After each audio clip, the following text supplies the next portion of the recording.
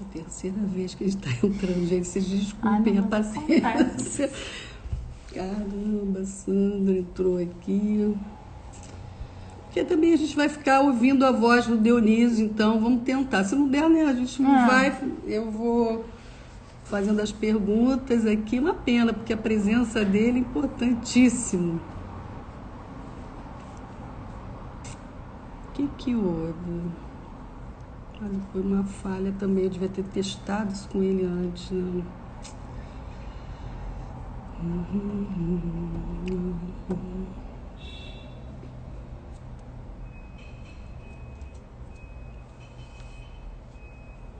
Claudinha, tudo bom? Roberto, oi Roberto. Ana, Carla, gente, Silvia, Maravilha. Estamos aguardando aqui o Dionísio. A gente não está conseguindo fazê-lo entrar. Deixa eu ver que tem uma... Não, né? Tudo bom, Claudinha? Estamos esperando, porque não está entrando a imagem do Dionísio. Não sei o que houve.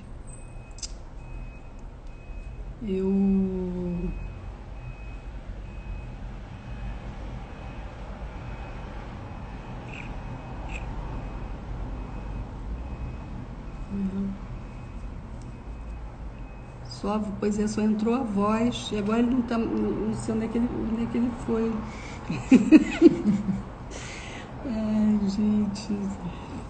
Parece fácil, mas não é, né? A tecnologia, quando também dá um nó...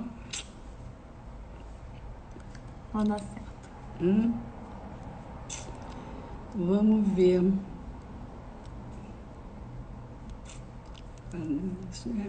Conto com a paciência de vocês mesmo, amigas queridas, que vale a pena esperar, viu? E muita coisa legal para ele falar e para a gente ter esse bate-papo. Dele. Oi, Márcia. Estou esperando agora que ele entre aqui.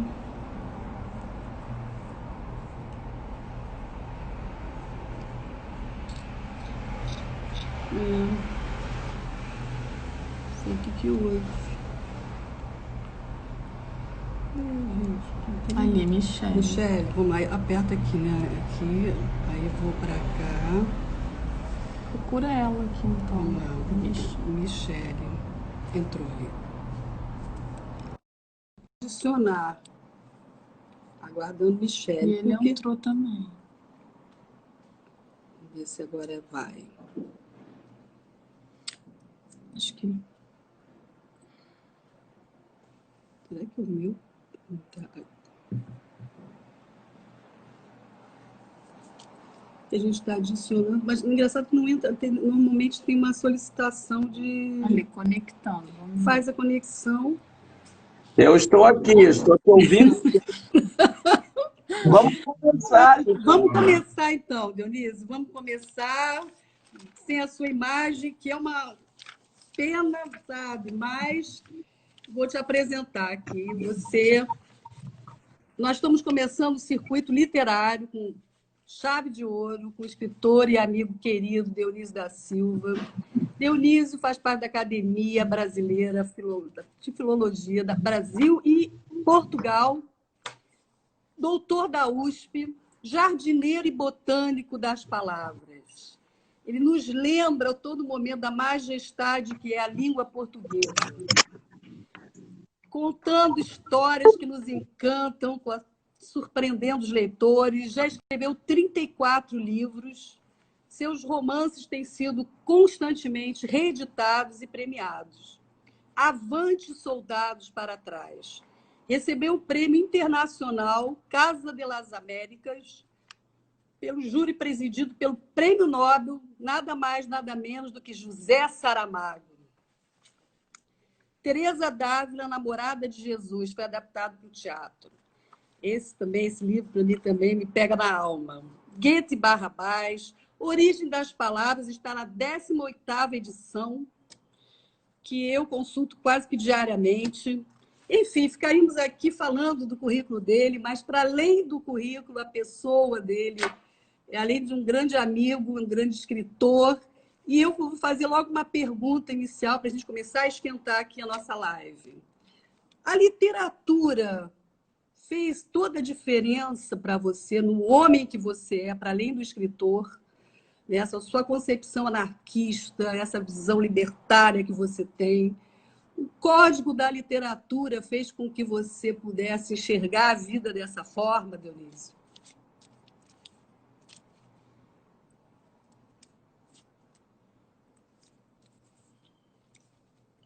Você está me ouvindo, não?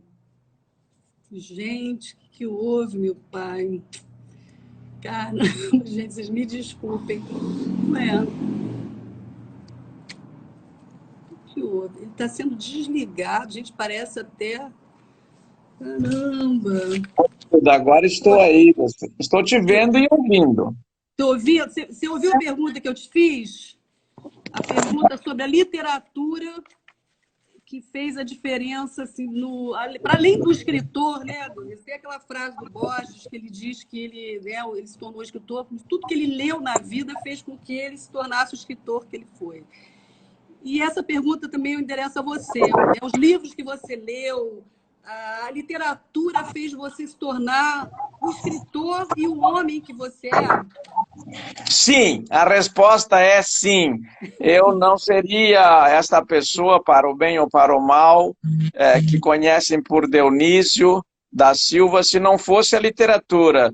Tudo o que eu sou e o que eu não sou, os meus pecados e as minhas poucas virtudes, se der... Gente, não sei o que está acontecendo. E agora até a voz, né, também sumiu. Que oi, meu Deus, espera aí. Visualizar. Deixa eu ver se eu consigo fazer através da Michele. E agora, nem que pena, gente. Poxa, podia imaginar, uma pena.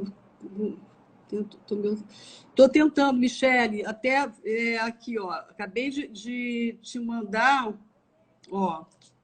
Aguardando Michele, diz o meu aqui.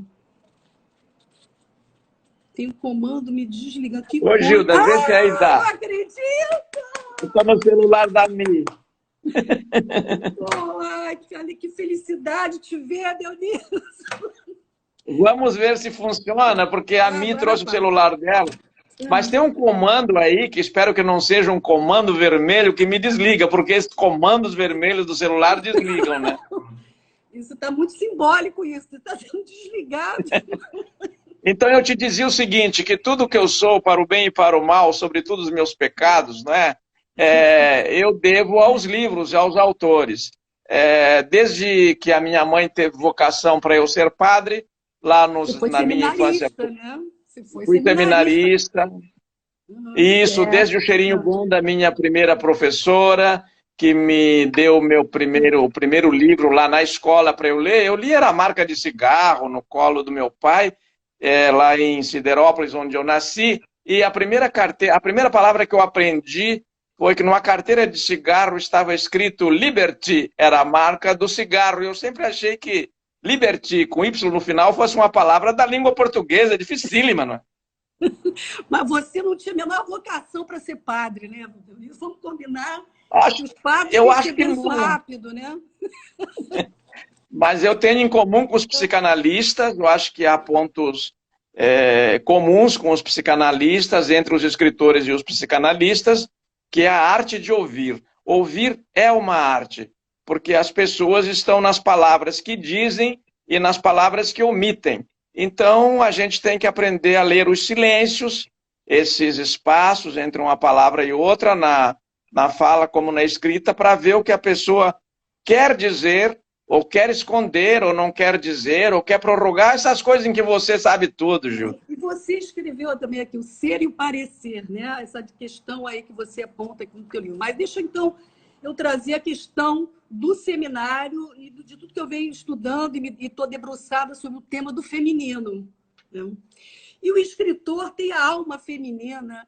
E eu lendo o seu livro, Stefan Zweig Deve Morrer, eu queria que a gente pudesse botar um foco aqui no nosso bate-papo, Dionísio, em cima de Lot, né? Da esposa do Stefan Zweig. A maneira como você descreve ela é sensacional, a tua sensibilidade, a tua alma feminina, né? E aí você traz a metade, é maravilhoso. Olha, gente, eu recomendo vivamente essa leitura sensacional. E claro que a gente vai abordar a questão mais delicada, que foi o assassinato. Não vou nem falar mais no suicídio, sabe, Dionísio? Vou falar já, porque eu estou convicta mesmo que ele foi assassinado, né? Assim, de tudo que eu já li, enfim. Mas vamos focar mesmo na questão ali do feminino, isso que eu queria que você, né, poder desenvolver com você aqui. Você traz uma metáfora que é da mariposa, para falar de Lot, né? E aí eu vou ler aqui um pouquinho, assim, um trecho do seu livro, que eu acho que vale a pena a gente poder, assim, e aí eu quero que você, se você puder depois explicar para a gente melhor essa questão, né? A mariposa, ela tem, a palavra é Maria que descansa, né? Maria Posat. Nunca tinha parado para pensar também na etimologia da palavra mariposa, né? Lot descansa. O único jeito de obter descanso seja imitando a mariposa, que, exausta de voar, interrompe o voo nessa janela Petrópolis. Ninguém dá à mariposa a última palavra. Ela mesma se encarrega de proferi-la e investe contra a luz à procura da morte. Com a nossa morte, os nazistas não dão a última palavra. Então, você descreve, né, de uma forma belíssima esse final de Lot, e você faz um paralelo também com a Petit Mort, né? Com o orgasmo feminino também. Você vai falar da sexualidade dela e também fala da mariposa. Sim. Ô, Gilda, esse diálogo que está aí no Stefan Zweig Deve Morrer, tão bem destacado por você, eu obtive, veja você, de um engenheiro agrônomo. Eu estava passeando numa roça de soja no Rio Grande do Sul. Você sabe que o Brasil hoje é marcado, a fazer só um parágrafo aqui, um parágrafo não, entre travessões, o Brasil está tomado por um caudal, uma avalanche de más notícias na mídia. Uma avalanche de más notícias. Se a gente abrir os jornais de manhã e ver os telejornais à noite, a gente não acorda, vai preferir o torpor e depois não vai dormir porque está angustiado. E o Brasil tem excelentes notícias e tinha essa do agronegócio, né? Eu estava no meio de uma roça de soja e perguntando para um agrônomo, porque o Brasil é estrela internacional com o agronegócio, né? É uma espécie, está dando certo isso já faz alguns anos. Então, eu perguntei para o agrônomo, por que você põe essa rede elétrica ali no final das roças? Ele falou, é uma rede elétrica colorida, tem uma luz especial, e então, à noite, quando as pragas vêm para produzir a praga, vêm essas mariposas, esses insetos, né, em forma de mariposas, e elas caem na rede elétrica, veja, uma cerca elétrica, e elas sabem que vão morrer, então elas soltam um feromônio pela última vez, assim, para atrair o macho, e é ali que nós matamos todos. Eu saí impressionado daquele negócio. A escuta do escritor, né?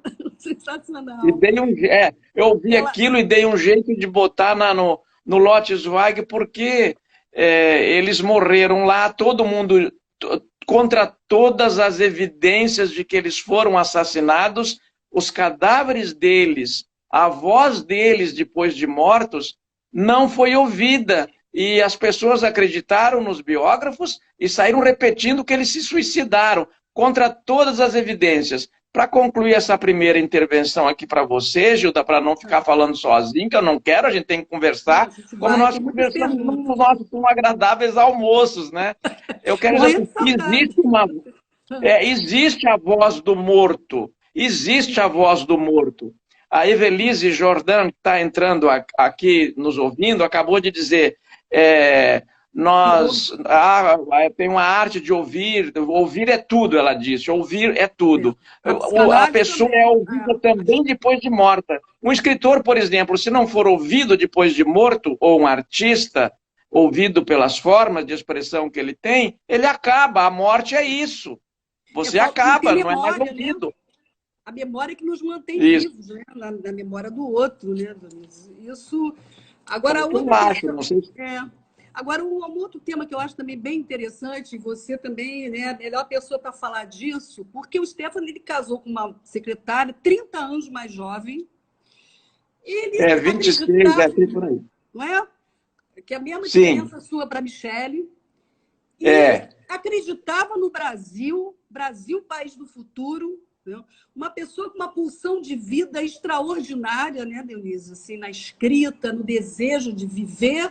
Por que essa pessoa, nesse Brasil, acreditando no futuro e tudo mais, né, ia se matar? Qual a lógica disso? Existem vários indícios ali de que não se mataram, né, Gilda? Eu espero que, que o meu romance sirva para as pessoas, quem sabe, não interessa o prazo, porque quando ele morreu, ele e a mulher morreram naquela fatídica noite de fevereiro de 1942, eu não era nem projeto, eu nasci em 48, eu não sabia de coisa alguma, eu vim saber do Zweig depois de 20 anos, 30 anos, não é?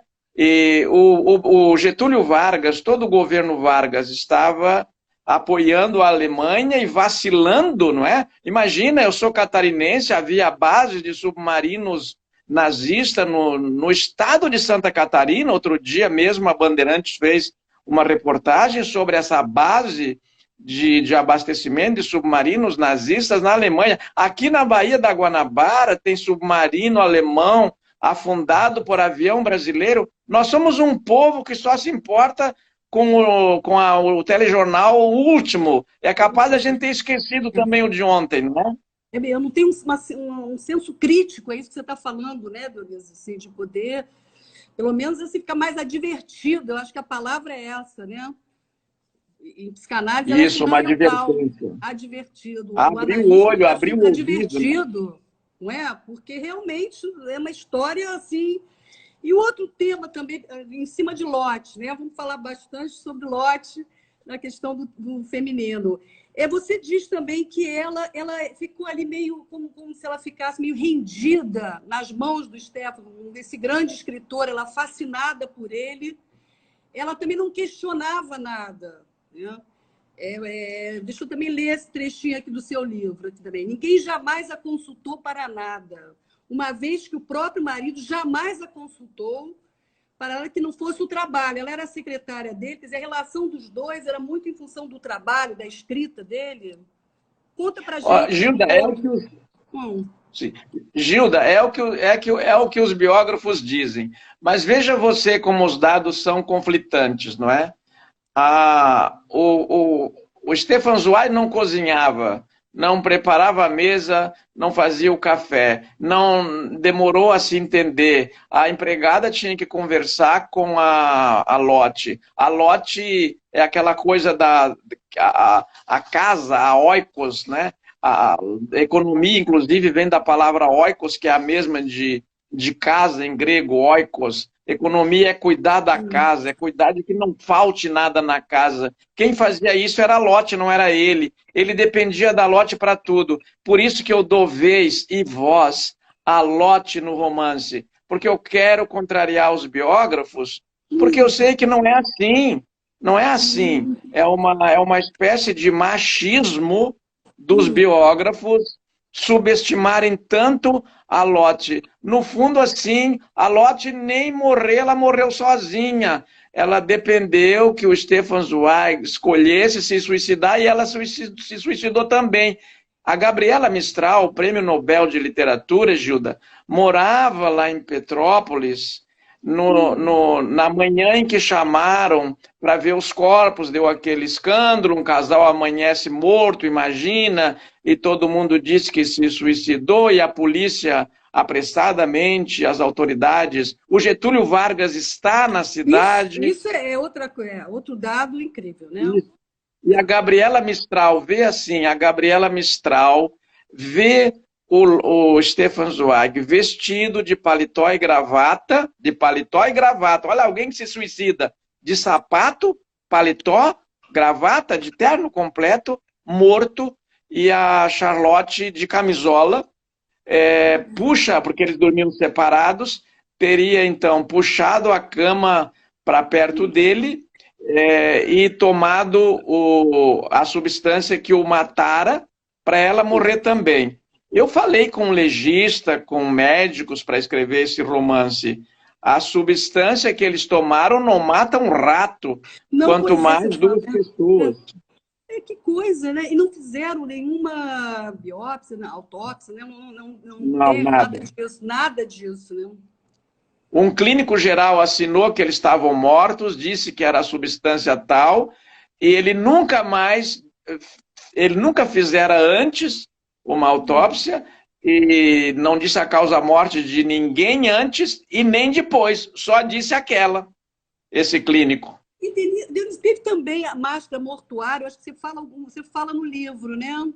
Teve dela, tem algum comentário interessante também disso, né? Que ele percebe que tem uma diferença no semblante, né? Dos dois. Olha, tem uma pessoa lembrando aqui, Gilda, Tinoco, está lembrando que o noivo da Gabriela também se suicidou. Tem umas coisas curiosas. Eu acho que o senhor Tinoco entrou aqui, é Tinoco, é isso? Tá lembrando, eu gosto muito que as pessoas participem, porque tem que somar outras versões. Por exemplo, eu tenho a impressão que o Tinoco toca num ponto, Gilda, que é fundamental. Os biógrafos caíram numa esparrela. Época de guerra, vem aqueles lugares comuns. Época de guerra, estamos em 1942, é o desespero, as pessoas estão se matando. Eles nem sequer procuram ver que a guerra não para o amor.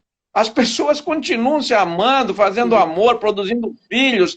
Há, inclusive, um baby boom nas guerras, não é? Porque, imagina, a Primeira Guerra Mundial começa em 1939, termina em 1945, os dois aparecem mortos só em 42, o mundo não parou, não é? Deixa eu fazer um parêntese, Dionísio. Você sabe que a pulsão de morte e a pulsão de vida, né, estão sempre amalgamados, né? E nessa pandemia mesmo, assim, os psicanalistas estão apostando muito na psicanálise. Por quê? Porque você, diante da finitude, diante da possibilidade da morte, a saída é Eros, né? É você apostar na vida. Então, Deixa eu só me corrigir que agora eu aproximei o celular aqui. Essas coisas das novas tecnologias é a Tinoco Maria. Então, é a Ana Maria Tinoco. Ana Maria Tinoco. Olha os enganos, né? Mas isso, então, Gilda. Isso que você está falando vai bem de quando é isso mesmo. Quer dizer, não é, nas guerras ali surgem, né? A aposta é na vida, né? Quando você está diante da finitude, da possibilidade da morte, surge Eros com força, né? Só para fazer um parênteses do que você estava falando. Sim, não, e depois tem... Sim, é muito difícil, Gilda, a gente pegar escrever um romance. Eu tenho 35 livros publicados, né? 9 deles são romances. Não tenho nenhum difícil de escrever como este. Porque, veja, eu vou começar um romance na primeira linha. Eu já sei que os meus principais personagens vão morrer e vão morrer dessa forma. O leitor vai começar a ler um romance e já sabe que os dois estão mortos, que morreram. Então, olha, o romance saiu lá na Itália com esse título, por isso que a reedição agora não leva mais o título de Lotte e Zweig, leva o título do livro tal como ele saiu na Itália. Stefan Zweig deve morrer. Eu tenho o italiano que você me deu, a edição italiana, já tem tempo que você me deu também. Agora, inclusive, o tradutor esteve aqui na Barra da Tijuca, ficou na nossa casa. A Michele fez deliciosos almoços para ele e ele fez outros para nós, porque ele cozinha muito bem. O único analfabeto em culinária aqui em casa sou eu, né? Eu, no máximo, faço um prato russo muito famoso chamado roscovo, né? Você é Arroz muito com bem ovo, tratado pela roscovo. Michele, né? Muito bem cuidado pela sua esposa, entendeu? Mas, Dionísio, outro Ela é ponto que eu muito queria queridinha e também... gosta de cozinhar. Olha só para lembrar, Getúlio entregou Olga Bernário para os nazistas. O próprio ditador flertou com os nazistas. O Roberto, um texto Sim, bem lembrado. bem lembrado, Bem Roberto. lembrado, bem lembrado. Muito bom. Ele estava vacilando entre os Estados Unidos e o eixo, e o Getúlio era germanófilo, ele tinha o chefe da polícia do Getúlio era o Filinto Miller. Ninguém pode esquecer essas coisas, não é? Mas cai no esquecimento, né, Dionísio? E aí a repetição, outro dia eu ouvi uma psicanalista falando de algo que eu nunca tinha parado para pensar. Realmente, quando você começa a repetir o mesmo, isso é mortífero. A morte é isso. Né? A morte é a repetição do mesmo, realmente. E isso é assustador e, né, preocupa muito a gente também, essas repetições do mesmo. Né? Mas... Isso é o que você, como sábia psicanalista que sabe. Eu sou um mero ficcionista e o que eu posso dizer é o seguinte, Gilda, apoiado na história, eu vou fazer o romance. O Getúlio proibiu a autópsia, não é? Por isso que um clínico geral diz, olha, a causa da morte é isso. Então ninguém pergunta por que um ditador, no ano de 1942, lá em Petrópolis, no Palácio do Rio Negro, procurado, proíbe a autópsia. E depois um rabino vai buscar o corpo do casal para enterrar no rio, ele diz, não, deixa enterrar aqui. Mas como os judeus não enterravam, não sei se ainda o fazem de todo modo, mas os judeus não enterravam suicidas em seus cemitérios, por que um rabino vai buscar os corpos? Qual é a coerência disso? Né? Quer dizer, você diz que ele foi suicidado, né? Você usa essa expressão que é muito interessante, Dionísio, assim, pegando a questão significante, né? Foi suicidado. E o Roberto Santos está lembrando aqui que os intelectuais judeus eram perseguidos em qualquer lugar de seus refúgios. Foi muito bom ele lembrar disso, porque eu podia esquecer de dizer o seguinte, o Alberto Dines entrevistou na BBC de Londres, conversou um pouquinho antes de entrar para uma entrevista no ar na BBC, conversou com o famoso chefe nazista, o Albert Speer, e ele disse o seguinte sobre a morte do Stefan Zweig. Olha, o dia que o Stefan Zweig morreu, o Reich celebrou aquela morte, porque ele era declarado inimigo do Reich alemão e todos eram perseguidos em qualquer lugar onde estivessem os judeus. Qualquer lugar que houvesse um judeu seria perseguido. Porque tinha todo um esquema para poder também. Você já ouviu falar num livro que chama Escuta Zé Ninguém, do Reich? Depois até te empresto. É bem interessante como é que eles mapearam para poder saber, né, onde eles se escondiam e tudo. Davam poder ao Zé Ninguém. Se tornava um policial daquela rua. Então, ele ia mapeando tudo ali e assim que eles foram controlando tudo. Mas vamos voltar aqui, Dionísio. Eu queria te perguntar uma questão que a gente comentou até ontem, do exílio, que eu acho interessante. Né? Estava pensando assim, o quanto ele precisou, quer dizer, Dante não seria Dante se não tivesse se exilado, saído de Florença, né? Tem esse tema. Machado de Assis, que é o grande escritor que você é apaixonado, vem, né, de origem escrava, né? Quer dizer, fiquei pensando mesmo, não é? Como assim, essa questão do exílio é importante. E você também, né? Você saiu lá do Paraná, veio para cá, você também não voltou mais lá para sua cidade, né? Fiquei pensando nisso também.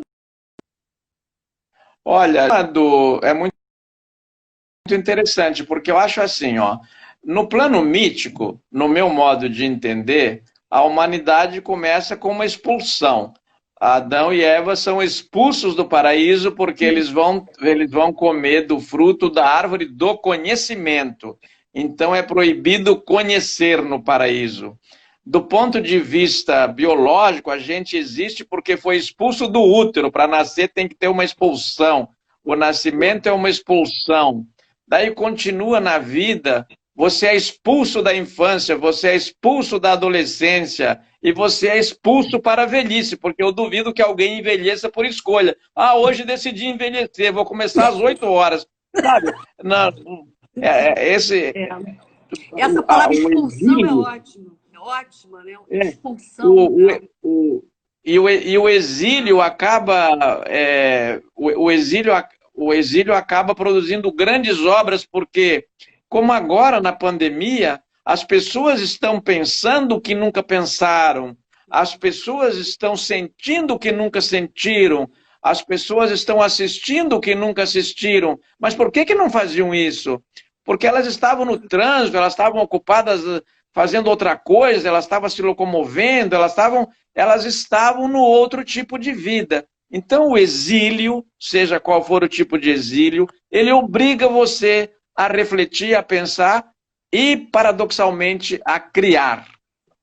Não, sem dúvida. Você sabe que o Freud tem um texto dele que fala sobre a criatividade dos escritores. Que os escritores mais criativos são aqueles que não tiveram vergonha das suas fantasias. Porque você sabe que até numa análise, numa trajetória, o sujeito tem um pouco de vergonha, né, de falar da sua fantasia primordial, que é onde ela vai ter prazer e tudo. E que o escritor não. O escritor, ele coloca ali na letra, né? Ele escreve traz esse infantil sem vergonha, né? Vamos botar assim. Né? Sim, escrever. Mas é isso mesmo. Não, Gilda, eu vou retomar primeiro uma intervenção aqui que eu não sei quem é que fez, o que é que os judeus dizem sobre as mortes de Lot Zweig. O psicanalista judeu Jacob Pinheiro Goldberg, que é personagem do meu romance, fez um simpósio na USP uns 12 anos antes de eu escrever o romance Stefan Zweig Deve Morrer, com uma professora que também é personagem do romance, a Marília Librandi da Rocha, que leciona nos Estados Unidos. Eles fizeram um simpósio para apresentar documentação que contrariavam a versão dos biógrafos, e os judeus acham que eles foram assassinados. Pelo menos esse que eu consultei. Tá. Isso é bem claro. São eles mesmos. No meio, no grupo dos judeus, tá. Eles têm essa convicção. Interessante. Tem essa convicção. Tem outros que estão lendo romance, me escrevem dizendo: Dionísio, como é que eu não pensei isso antes? Você, escrevendo um romance, me fez olhar as falhas que a história, que a biografia fez a esse respeito. Depois foram aparecendo outras coisas que iluminaram, né? Por exemplo, eu achei estranho, Gilda, já te respondo. Por favor, não se esqueça de me fazer a pergunta, não quero deixar nenhuma sem resposta. Quero você bem tranquilo, não quero também te atrapalhar na sua fala. Não, é que é o seguinte, Gilda, são tantas coisas para falar nisso que os períodos são caudalosos, né? Mas nós temos que lembrar que depois disso tudo, melhoraram as técnicas de grafologia, de interpretação de texto, afinal se passaram quase 80 anos. Por exemplo, como é que uma pessoa faz uma declaração em alemão e escreve lá em cima em português declaração? Não é? Ou como é que uma pessoa escreve em alemão o nome de declaração e depois escreve o texto em português? É tudo assim. Os indícios são de que ele foi forçado a dizer assim, ó, escreve uma declaração aqui, para parecer suicídio. Escreve uma declaração. Então, ele escreveu declaração, porque o cara falou em alemão. Ah, não, mas tem que ser em português. Não, mas tem que ser em alemão. Houve uma vacilação entre as duas línguas, e no dia que divulgaram que os dois tinham morrido, o tradutor não traduziu as últimas 3 linhas.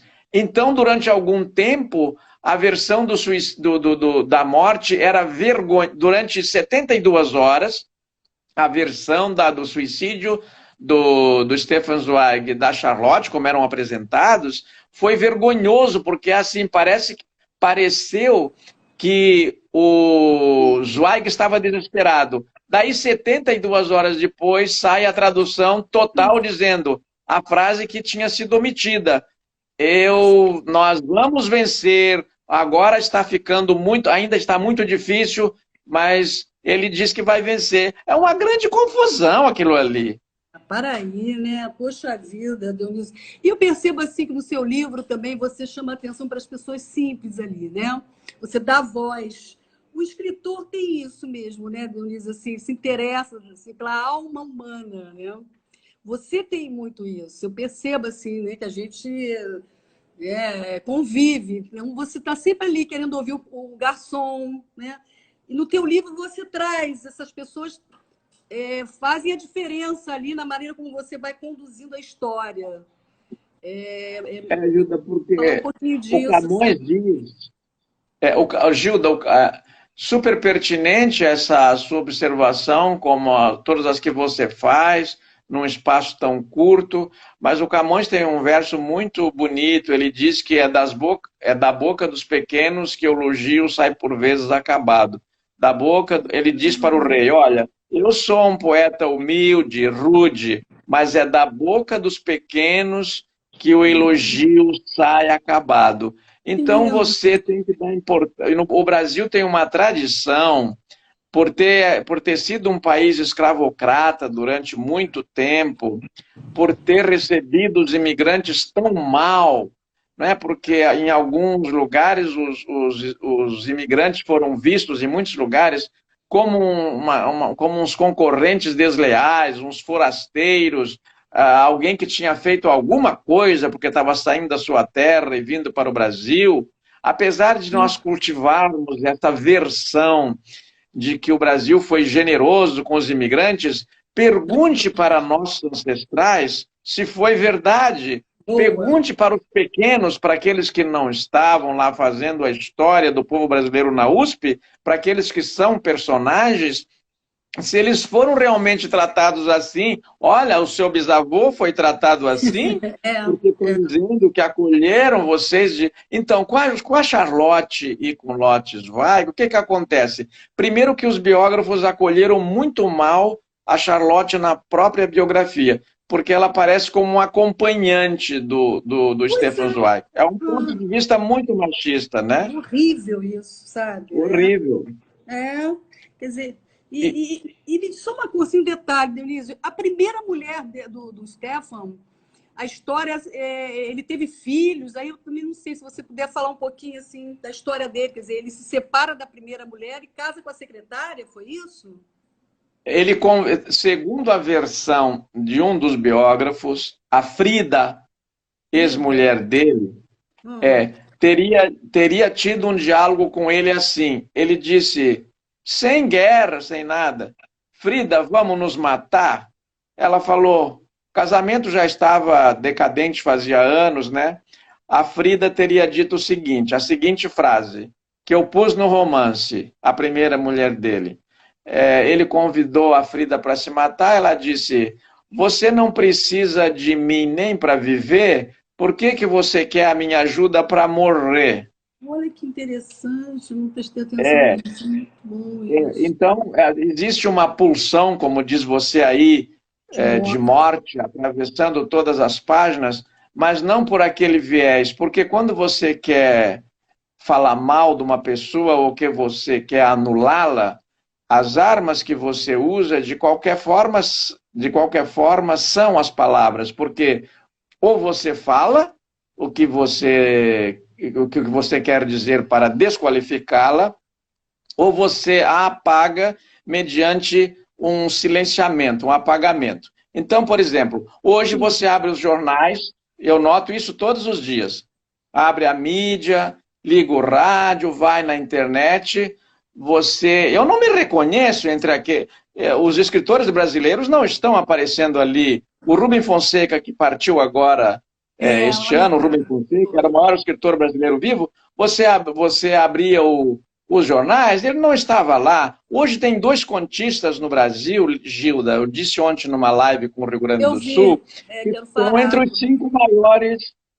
entre os 5 grandes escritores de narrativas curtas no mundo. Um é o Dalton Trevisan, em Curitiba, que tem 95 anos, e o outro é o Sérgio Faraco, que fez 80 e a Zero Hora, o Jornal do Rio Grande do Sul, abriu lá 2, 3 páginas para ele. Veja se você viu essas figuras na mídia. Você não vê. Então, é uma forma de você apagar aqueles que são os escritores referenciais. Por quê? Para você fazer aparecer aqueles que são favoráveis para aquele ponto de vista de mídia, que no momento nós sabemos que eles estão escolhendo um ponto de vista na mídia e estão usando esses escritores para apagar os outros. Às vezes eles nem podem ser considerados escritores. Que coisa, eu acho que isso acontece em todas as profissões. Acontece mesmo. Agora, ontem eu ouvi também que o Rubem Fonseca falou de você, né, no livro, falando de um seminarista que usou as iniciais. Muito legal. Vocês eram muito amigos, né, Dionísio? E ele era Nós somos amigos. Reservada, né? Quer dizer... Nós somos amigos desde 1974. Quando eu o conheci, porque como aluno de letras no Rio Grande do Sul, o professor queria que eu fizesse, no curso superior, queria que eu fizesse um trabalho sobre Machado de Assis, Dom Casmurro. Eu falei, olha, eu vou fazer, tudo bem, já fiz várias vezes quando eu tinha 14 anos. Ele falou, 14 anos? Eu falei, no seminário a gente teve que estudar o Machado de Assis, e o Dom Casmurro foi dos que eu mais estudei. Então eu quero propor um outro escritor que eu descobri numa livraria, o Rubem Fonseca, um romance chamado Caso Morel. O ano era de 1972, meu primeiro ano de letras. E ele deixou, ele gostou tanto do trabalho que mandou para o Rubem Fonseca. E o Rubem Fonseca, que não escrevia para ninguém, ele dirigia Light nessa época, escreveu para um humilde aluno do primeiro ano que trabalhava para pagar a faculdade. Ele gostava muito daquela interpretação do Caso Morel e me convidou para vir ao Rio. Eu levo o convite a sério, peguei um ônibus, fiquei 25 horas num ônibus, já era casado, vim com a Soila, a primeira mulher minha, a mãe da Manuela. Viemos para o Rio com uma professora chamada Maurília Valderez do Amaral, nos encontramos com o Rubem Fonseca, foi meu primeiro encontro. Depois houve outros. Depois que eu vim morar no Rio, a Michele e eu almoçávamos muito frequentemente com o Rubem Fonseca, conversas deliciosas. Né? Nossa! Mas, Denise, vamos voltar lá à questão da ex-mulher do Stefan, que me ocorreu, assim, você falando dessa frase, sabe o que me ocorreu? Porque o casamento, a relação a dois, vai sendo mortificado. O casal, ele caminha para a morte, mas a morte do desejo. Né? Ela, quando ela diz isso para ele, ela disse assim, olha, vai apostar na vida, porque nós dois juntos, né? Nosso desejo... Até me arrepiei agora. Eu ouvi dessa maneira, a escuta de psicanalista, né? Ela dizendo assim, o nosso desejo já morreu. E aí ele vai e se encanta por uma mulher 30 anos mais jovem. Olha o desfecho dessa história. Exatamente 26 para quem estiver percorrendo 26, a biografia, mas é isso aí, cerca de 30 anos. Uma diferença fantástica. Muito grande. Quer dizer, ele foi apostar no desejo ali em Eros, né? E outra coisa também que eu queria trazer, que você fala no livro, que ele deve ter tido filhos num puteiro, né? Um cabaré, parou aqui agora, ele também frequentava. Olha, Gilda, Gilda, era uma tradição, né, que está celebrada aí nas telenovelas, nas minisséries, no romance. Nesses anos 30, 40, 50, o Stefan Zweig e a Charlotte morrem, então, na década de 40. Era uma tradição que a iniciação sexual dos meninos fossem feitas em bordéis. E as meninas não tinham iniciação sexual alguma. Elas iam... a primeira noite de uma mulher, o primeiro ato sexual de uma mulher, até bem recentemente, em termos históricos, era a noite de núpcias. Não é? Isso durou milênios, todo mundo sabe, várias culturas, algumas ainda têm isso, não é? a virgindade é uma moeda, a virgindade é uma moeda importante, a virgindade vale muito mais que a libra esterlina, que o dólar, é um negócio impressionante, é uma moeda que com ela o Brasil aumentou seu latifúndio, porque com uma virgem o pai arrumava um bom marido para a filha ali ao lado, não é? Era uma coisa assim. Com essa história, os homens frequentavam os bordéis. Daí eu imaginei o seguinte: quantos homens tiveram filhos em bordéis e era da tradição que eles não se ocupassem com... Imagina quem é que ia se ocupar de uma prostituta que ele engravidou. E nem queria saber. Então corriam os rumores. Então é uma coisa, apesar de estar no romance, Gilda, é uma coisa perfeitamente possível, não é? Ele era frequentador de bordéis, ele namorava uma pessoa do correio, se encontrava com ela, ele ia nos bordéis, não é nada impossível que... Agora, o que nós temos que perguntar é o seguinte: os biógrafos que cuidam tanto de tanta coisa, que precisam cuidar de tudo, por que deixaram justamente esse espaço em branco de qualidade? Exatamente, porque ali tem... E ele cheio de vida, ela né? Ela fala, né? A sexualidade fala. Fala. E você também, voltando para Lotte, ela percebe que ele está se envolvendo com essa moça do correio, Dionísio, e aí a sexualidade dele se dá uma esfriada, fica mais... Ele percebe que o orgasmo dela não é mais o mesmo. Você diz isso lá no texto, né? Gilda, a gente só soube disso do ponto de vista da Lotte, e que me permitiu escrever o romance, não foi pelas biografias, foi pelas cartas que a Lotte trocava com a sobrinha. E ela estava escrevendo sempre para a sobrinha em Nova York, e para quem... Eu vou aqui perder a modéstia só por 10 segundos, né? Quem fez um doutorado em letras não fez um doutorado em letras em vão, né? E na USP, né? E na USP não é para qualquer um também. Quem ensina interpretação de textos há 50 anos, não vai ler um texto como um jornalista que fez a graduação. Se fosse assim, eu não devia ser contratado para ensinar a língua portuguesa, porque qualquer outro vai lá ensinar direitinho. Eu podia ser, então, médico, engenheiro? Não, eu faria prédios caírem, morreria doente na minha mão. O que eu sei é isso aí, não é? É isso aí. E faz muito bem o seu ofício, né? E aí, através dessas cartas, é que ela diz para a sobrinha da sexualidade dela, que mudou. Ela se desencantou, então, de uma certa forma, né, Dionísio? É isso? E ele percebe no corpo dela. Eu acho que houve, no meu modo de entender, um fascínio extraordinário do Stefan Zweig pela Charlotte, pelo frescor da idade, não é? Pela situação adversa que ele vivia e porque o casamento dele tinha acabado. Quando uma pessoa sai de uma situação para outra, é porque ela não está, se ela está bem naquela situação, ela não sai.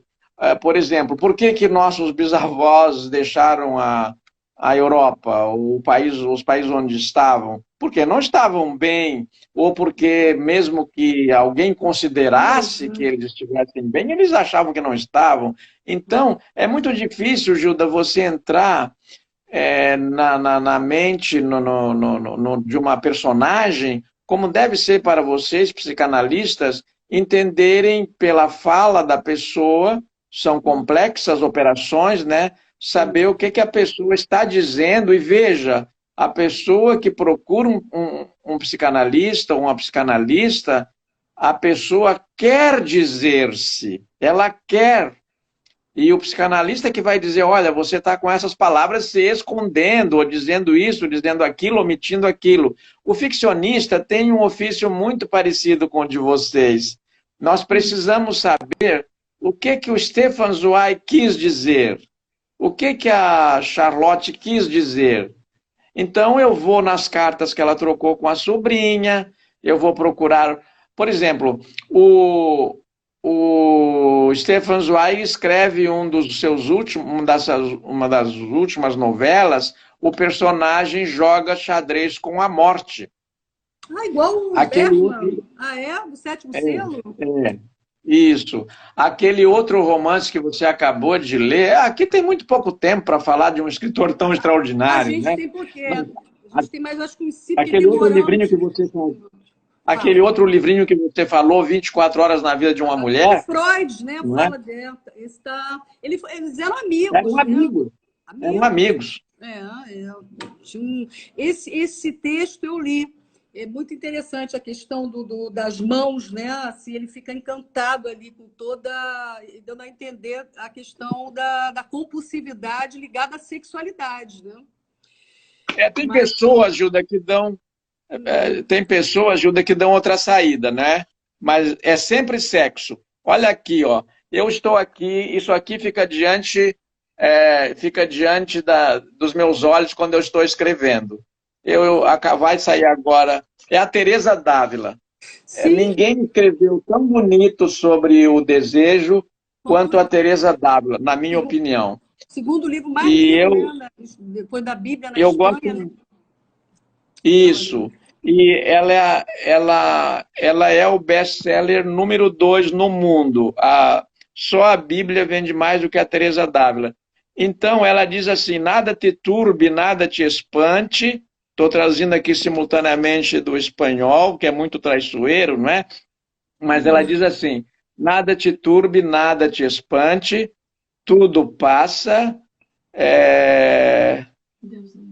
Deus não muda, a paciência tudo alcança, quem a Deus tem, nada lhe falta. Eu ouvi aqui um sussurro da Michele, porque a Michele é tradutora do espanhol, ela já traduziu coisas do espanhol, né? Ela morou na Espanha, além de ter estudado. Eu acho assim, ó, Gilda, a Teresa d'Ávila, ela deu uma saída do desejo pela via da castidade e expressou isso com a mística, ela e o João da Cruz, né?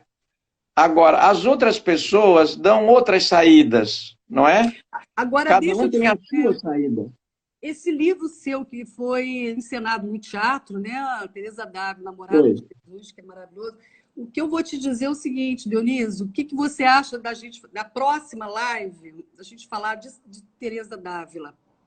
E te digo mais, você sabe que o Lacan, que é esse teórico que eu sigo, né, que fez uma releitura do Freud, ele levou a teoria dele para esse gozo místico, e a capa do Seminário 20, que é o Mais Além, é a capa dela ali, uma escultura do Bernini, com aquele gozo místico de Santa Teresa d'Ávila. Né? Então, tem uma complexidade muito interessante a gente poder ler o seu livro com o olhar do Lacan, né, com o Seminário 20. Estou te fazendo esse convite, essa proposta da gente dar continuidade a essa live em cima desse teu livro. O que você acha? Você topa? Claro, Gilda, uma conversa a propósito daquilo que a gente tem mútuo interesse, não é? Que são esses temas. Eu quero lembrar para você que eu vou fazer com especial gosto a Teresa d'Ávila, porque assim como você lembrou a pequena morte, que é o orgasmo ali para Lotte, e o Stefan descreve aquele orgasmo da mulher dele, a pequena morte, com aquelas palavras, o Bernini expressou isso numa estátua da Teresa d'Ávila que se chama justamente o êxtase de Santa Teresa, a primeira doutora da igreja. Então, aquele êxtase da Teresa d'Ávila, se você olhar bem como estão as mãos, o semblante dela, o cupido acertando uma flecha, é um orgasmo feminino que o Bernini expressou numa monja fechada numa cela. O que leva, de novo, àquela velha constatação, o gozo e a tristeza, por maiores que sejam, e por mais que você os experimente, você o experimenta na mais absoluta solidão. O orgasmo é uma solidão. Você está com o outro, mas quem goza é você, a outra pessoa. Isso é uma coisa individual. O Otávio de Faria, ele tem uma série de romances, A Tragédia Burguesa, em que ele diz essa frase: você só goza na mais absoluta solidão. Que maravilhoso. Durante o orgasmo, com outra pessoa. Sim, sem dúvida. E você sabe que a minha tese de doutorado passa por aí, por essa solidão no sexual. É meu tema de estudo, sabe? Belo tema. Muito interesse em aprofundar esse tema, sabe? É isso mesmo, porque é dessa solidão que se tem. A solidão ela é estrutural, né? A solidão. Agora, deixa eu te dizer, e realmente a Santa Teresa d'Ávila, essa imagem que você está falando ali, né, desse êxtase, né, desse gozo místico, né, e que interessa muito aos psicanalistas, sabe, Denise? Interessa muito a questão teórica aí, junto com... Mas os escritores estão sempre à frente, né? Você escrevendo, é impressionante, parece que você leu Lacan, né? Se bem que você tem estudo de Lacan, né? Você não é muito leigo nessa parte, não. Mas, assim, tem partes aqui do teu livro que eu achei muito interessante quando você fala assim, a grande luta é entre o ser e o parecer. O suicídio tem que parecer perfeito. O resto não interessa. Getúlio Vargas dispensaria autópsia, enfim... Quer dizer, você vai, né, com essa questão, né, do suicídio ali como um semblante bem feito, né? Foi feito para aparecer aquilo. Inclusive, tem umas fotos, Gilda, muito curiosas, porque tem umas fotos em que a Charlotte está com uma pulseirinha no pescoço, está com um relógio no braço. Na outra foto já não tem pulseirinha, já não tem relógio. Você sabe como é que é o Brasil, é uma coisa impressionante, não é? E aconteceu essas coisas. Agora, eu esqueci de dizer a frase da Gabriela Mistral. Ela se aproximou e diz assim, ela vê os dois cadáveres e diz, ela era mais generosa do que ele, porque, segundo a versão dos biógrafos, ele pediu, segundo os biógrafos, ordenou a Charlotte que lhe desse a substância, tomasse, quer dizer, esperasse, ele tomava, ela esperava ele morrer, e daí ela se matava. E como eles dormiam em camas separadas, então ela fez tudo isso, ele lá de terno e gravata, de sapato, ela deu a droga, ele morreu, ela foi lá, se preparou para dormir, se perfumou e tal, botou a camisola, se aproximou, aproximou a cama dela para perto da dele, tomou a droga e morreu abraçada. No romance, eu digo que ela estava menstruada, porque, assim como ocorreu no Teresa d'Ávila, foi levantada muitas vezes para mim, pelo diretor da peça, a questão do sangue, porque nós somos filhos de um sangue, entre aspas, impuro. O judeu é um sangue impuro, não é? O imigrante é um sangue impuro, o mulato é um sangue impuro, o negro é um sangue impuro. Então, eu botei a Charlotte menstruada, que é o sangue impuro, segundo a tradução terrível. A mancha, a fratura, né, que está ali representada. Deixa eu te falar, nós temos 1 minuto e 35 segundos para terminar a nossa live. O que você gostaria de dizer? Deixa aqui uma mensagem para a gente poder finalizar nosso bate-papo, porque a gente fica aqui até, né, Dionísio? A gente começa a conversar. Claro. Eu gostaria de dizer que aquela frase que é pôster em várias línguas, que eu tenho muito orgulho de ter escrito, porque eu devo muito da minha vida às mulheres, sobretudo a mulher que me pôs ao mundo, a dona Libertina, minha mãe, a Sônia, minha ex-mulher, a minha filha Manuela, a Michele, com quem estou casado há 17 anos, não é? Não conto os anos, é um convívio muito bom.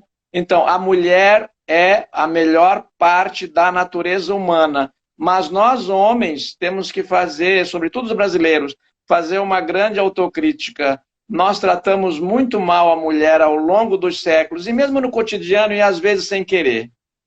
É lamentável mesmo, né, Dona? Porque a cultura ela é machista e a mulher tem que enxergar isso com nitidez. Isso, para mim, também é assim, um bordão, sabe? Importantíssimo. Mas eu sou lésbico, viu? Claro. Agora, Nós somos muito admiradores obrigada. da condição feminina. Querido, olha, quero te agradecer imensamente a sua generosidade de estar aqui comigo, de ter vindo conversar. É uma honra estar com você.